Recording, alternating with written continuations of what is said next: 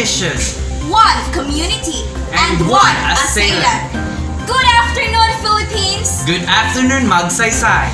This is Gemelyn O. Jimenez. And this is Christian J. De La Serna, your anchors for today. It's Monday, March 14. You are watching OOO News and we hope you are having a great day. This is the National Communication Network, bringing you the top stories that are sure with no bias, serving you the hottest and the most leading news of the hour. The headlines for today's news. For the national news, DepEd declared the implementation of the new educational system, the K-12 curriculum. For the local news, mixed reactions for the K-12 implementation.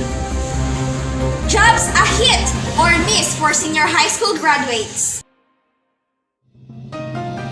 And now, let's go for the details of our news for the national news.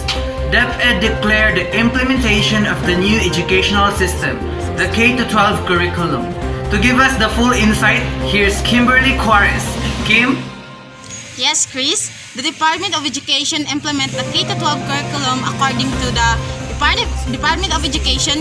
K-12 curriculum is a program covers kindergarten and 12 years of basic education, 6 years for elementary, and 4 years for junior high school and 2 years for senior high school. This was implemented to provide the student of sufficient time for mastery of concept and skills, develop lifelong learners, and prepare graduates for tertiary education, middle-level skills development, employment, and entrepreneurship.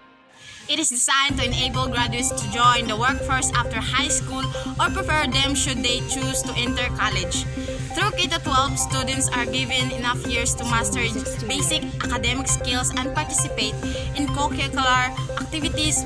Philippine Education Triumvirate Secretary Joel Villanueva of TESDA, Bro Admin Luis Tro and FCS of DepEd, and Chairperson Patricia Luciana of CHED signed the implementing rules and regulations or IRR of the K-12 program of the Enhanced Basic Education Curriculum.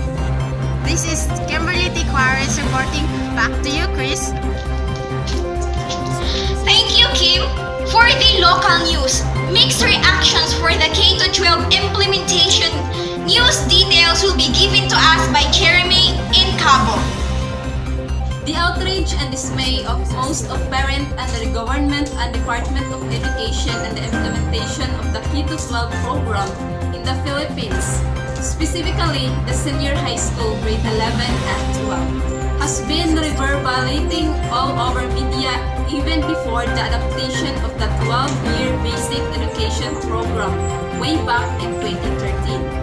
It is for the reason the educators are facing the challenge of fully explaining the essence and advantages of having the senior high school program. On the other hand, those who belong to the masses hardly welcome the idea of adding 2 more years in high school. So, good afternoon, ma'am. As a parent, what can you say about the implementation of K-12 program? Dindot man siya pero asa kuan man good kanang bitong pobre dili mi ka-afford ana kana magdungag-dungag ra na sa among gastuhon na labon akong banaw pay trabaho napo ko manak daghan kayo so dili gina siya maayo para sa ako dili siya. So there are 3 most common reasons why parents are reacting negatively on this matter. 2 more years will mean more burdensome years of spending money, time and energy instead of directly enrolling their children to a college degree. Second, facilities and equipment are insufficient and not yet ready.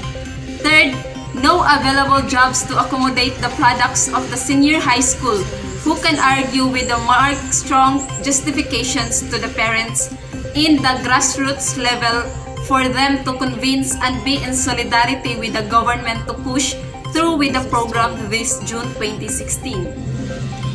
As Dr. Leonor Briones mentioned in her recent interview, she strongly advocates the continuation of the implementation of. As teachers, we should be provide the necessary information needed by parents to be clarified of their queries, confusions, and doubts on the programs of the Department of Education. We should be well versed of our own programs to set the correct track for our learners to read and follow as employees in the Department of Education. It is our responsibility to enlighten the minds of parents and the public about the K-12 program. We are government employees, thus it is our duty and accountability to be part of the solution and not a contributory element in the hindering the bright and more promising future of our youth. And that's our interview with DepEd Secretary Leonor Briones. Chairman Cabo reporting. A hit or miss for senior high school graduates. To give us the full insight, let us call Ira May Taper. The Department of Education, or the DepEd, envisioned the senior high school program to produce graduates prepared for higher education and capable of starting their own business or land a job even without a college degree. Those who completed the TVL track are among the more than 1.2 million pioneer graduates of the new education reform program, which include 3 other track: academic, arts, design, and sports. The study by the advocacy group Philippine Business for Education, or the PBED, is said that the first batch of the senior high school graduates processed theoretical 93%. Many companies accept only job applicants with at least 2 years of college education, which potentially excludes senior high school graduates. This hiring policy explains the discrepancy between the graduates' supposedly high competency and their low chances of getting a job. What we want is for companies to hire based on competency and not on qualification.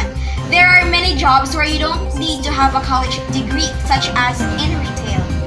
PBED Executive Director, Love Basilut, this is Armay Taber reporting. Those were the top stories for this hour. We do not just secure the freedom, we defend what people deserve. Once again, I am Gemalyn Jimenez, And I am Christian J. De La Serna.